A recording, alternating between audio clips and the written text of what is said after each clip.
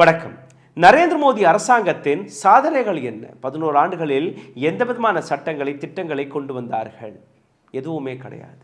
அனைத்துமே majority of them were already existed. Congress காலகட்டத்தில் கொண்டு வந்த திட்டங்களை சட்டங்களை பெயர் மாற்றக்கூடிய வேலை மட்டும் தான் பார்த்திருக்கிறார்கள். பெயர் மாற்றம் செய்து அதன் மீது கோடிக்கணக்கான ரூபாயை கொடுத்து செலவழித்து பிரச்சார வழியாக நாங்கள் தான் கொண்டு வந்தோம் என்கிற அந்த வேலையை நரேந்திர மோடி பார்த்திருக்கிறார் என்று கூறினால் நம்ப முடிகிறதா? இன்றைக்கி இந்த பதிவில் மிக ஆழமான டேட்டாவை உங்களுக்கு முன்பு எடுத்து வைக்கப் போகிறேன். எந்த அளவில் நரேந்திர மோடியின் அரசாங்கம் கடந்த 11 ஆண்டுகளாக பெயர் மாற்றக்கூடிய வேலையை மட்டும்தான் பார்த்திருக்கிறார்கள். அதை தாண்டி வேறு எதுவுமே செய்யவில்லை. நேற்று நரேந்திர மோடி அரசாங்கம் இன்னொரு சாதனையை படைத்திருக்கிறார்கள். 2005ஆம் ஆண்டு இந்த நாட்டில் ஒரு ஆக்ட் கொண்டு வரப்பட்டது, national rural employment guarantee act. ஏழைகளுக்கு, கிராமப்புறங்களில் இருக்கக்கூடிய ரூரல் ஏரியாவில் இருக்கக்கூடிய மக்களுக்கு 100% எம்ப்ளாய்மெண்ட் கிடைக்க வேண்டும் என்று இந்த வேலைவாய்ப்பிற்கான அர்த்தத்தையும் இன்னைக்கு நான் உங்களுக்கு புரிய வைக்க இருக்கிறேன். 2009ஆம் ஆண்டு Mahatma Gandhi national rural employment guarantee ஆக்டாக கொண்டு வரப்பட்டது. அதாவது மகாத்மா காந்தியின் பெயரில் நரேந்திர மோடி இந்த மன்ரேகா ஸ்கீமுடைய பெயரை நேற்று மாற்றிவிட்டார். பூஜ்ய Babu Grameen Rozgar guarantee Yojana. It seems வேலை அதுதான், டிபார்ட்மெண்ட் அதுதான், வெறும் பேர் மற்றும் மாற்றி விட்டார்கள். இப்போ பேரை மாற்றி ஒட்டுமொத்த பிரச்சாரம் நடக்கும். நாங்கள் பாருங்கள் ஒரு புதிய ஸ்கீமை கொண்டு வந்து விட்டோம். ஆனால் மன்ரேகாவை பற்றி ஒரு உண்மையை நான் உங்களுக்கு எடுத்து காட்டப் போகிறேன். இதற்கு பின்பு நரேந்திர மோடி அரசாங்கம் கொண்டு வந்த, காங்கிரஸ் கொண்டு வந்த சட்டங்களை எப்படி நரேந்திர மோடி நான் தான் கொண்டு வந்தேன் என்று கூறினாரோ அதை பற்றியும் நான் உங்களுக்கு எடுத்து காட்டுவேன். ஆனால் அதற்கு முன்பு மன்ரேகாவை பற்றி ஒரு முறை பார்த்து விடுங்கள்.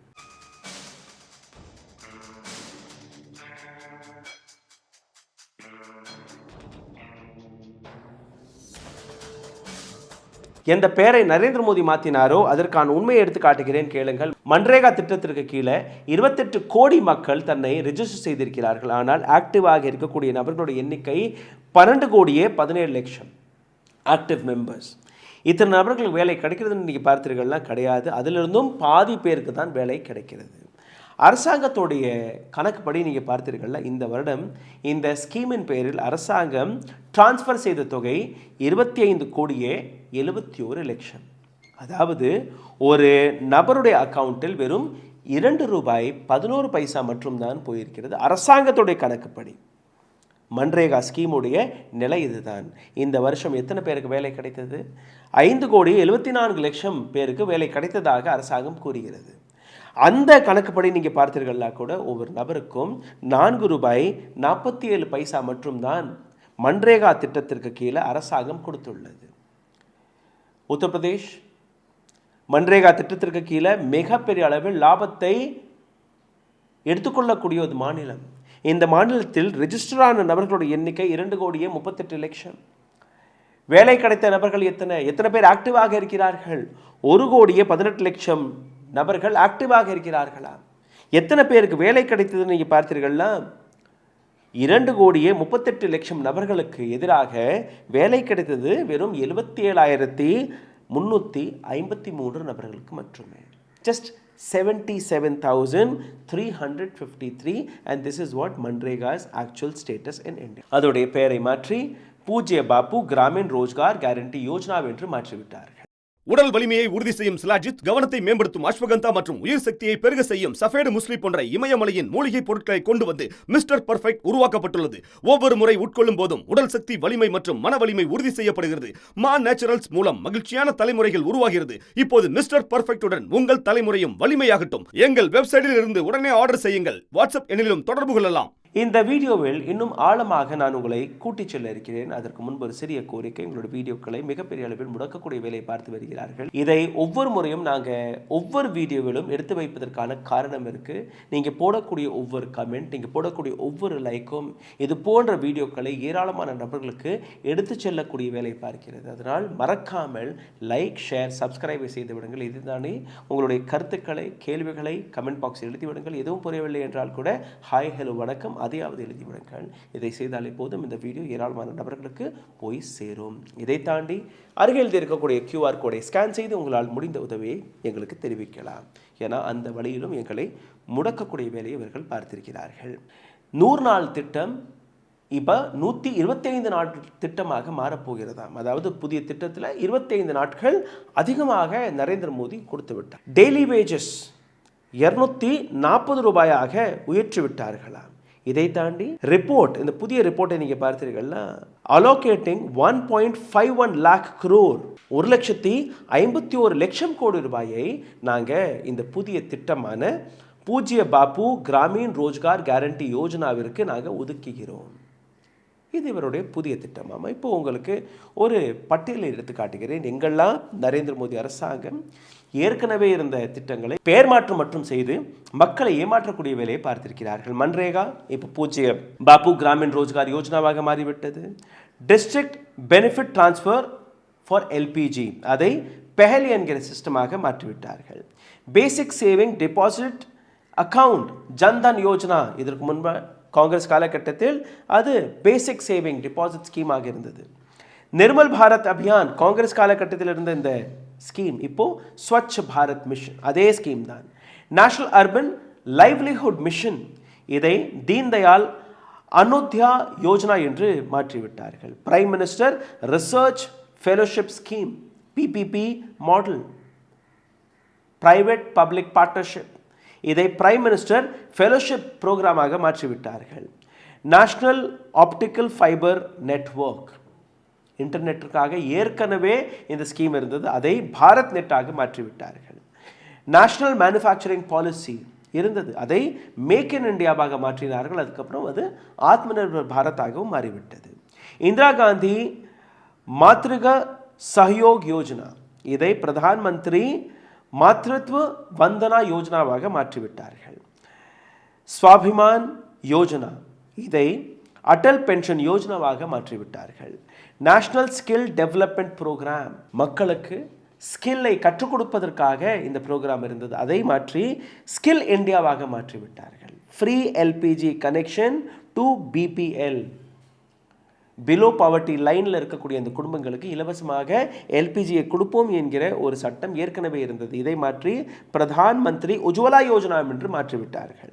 Modified national agriculture insurance scheme, இது பிரதான் மந்திரி ஃபசல் பீமா யோஜனாவாக மாறிவிட்டது. விவசாயிகளுடைய அந்த பீமா எல்லாமே இருந்தது தான். ராஜீவ் ஆவாஸ் யோஜனா, ஏழைகளுக்கு வீட்டை கட்டி கொடுக்கக்கூடிய அந்த சட்டம். இவர்கள் Sardar Patel national mission for urban house, அந்த பெயரில் அதை மாற்றிவிட்டார்கள்.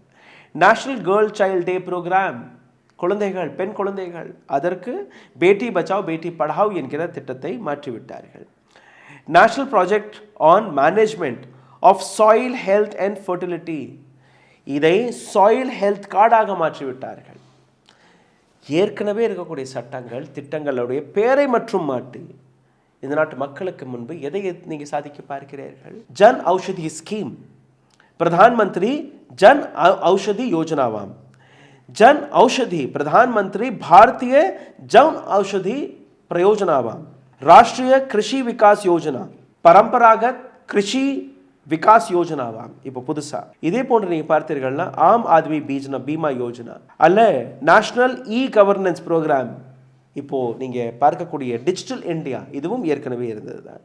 இதே போன்று நீங்க பார்த்தீர்கள்னா அந்த பட்டியல் போய்கொண்டே இருக்கும். கடைசியில் நீங்க பாருங்க, இந்த ஒட்டுமொத்த விஷயத்தை வைத்து எந்த அளவில் அரசாங்கம் மக்களுடைய கவனத்தை திசை திருப்பக்கூடிய வேலையை பார்க்கிறது என்றால், ஒரு இடத்துடைய பெயரை மாற்றி அந்த இடத்துடைய சென்டிமெண்ட்டுள் அதிலிருந்து மக்களுடைய திசை திருப்பி அங்கிருந்தும் தன்னுடைய அரசியல் லாபத்திற்காக வேலைகளை பார்த்திருக்கிறார்கள். உதாரணத்திற்கு அலகாபாதுடைய பெயரை மாற்றி பிரயாக்ராஜ் 2018ஆம் ஆண்டு, ஃபேசாபாதுடைய பெயரை மாற்றி அயோத்தியா டிஸ்ட்ரிக்ட் 2018ஆம் ஆண்டு, குர்காவ் என்கிற பெயரை மாற்றி குருகிராம் 2016ஆம் ஆண்டு ஹரியானாவில், ஒஸ்மான்பாத் இதோடைய பெயரை மாற்றி தாராஷிவ், இது மகாராஷ்டிராவில் இருக்கிறது.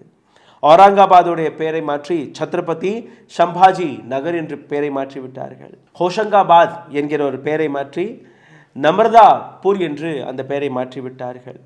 ஃபத்தேஹாபாத் சிந்தூர் புரம் இந்த பெயரை மாற்றி அங்கேயும் ஒரு விஷயம். ரயில்வே ஸ்டேஷன்களுடைய பெயர் அதையும் மாற்றுகிறார்கள், ஏர்போர்ட்களுடைய பெயர் அதையும் மாற்றுகிறார்கள். அப்போது பெயரை மாற்றியதால் ஒரு அரசாங்கம் தன்னை எப்படி எடுத்துக்காட்ட முடியும்? பெயர்களை மாற்றியதால் ஒரு அரசாங்கத்தால் மக்களுக்கு நலங்களை நலத்திட்டங்களை கொண்டு வர முடியுமா?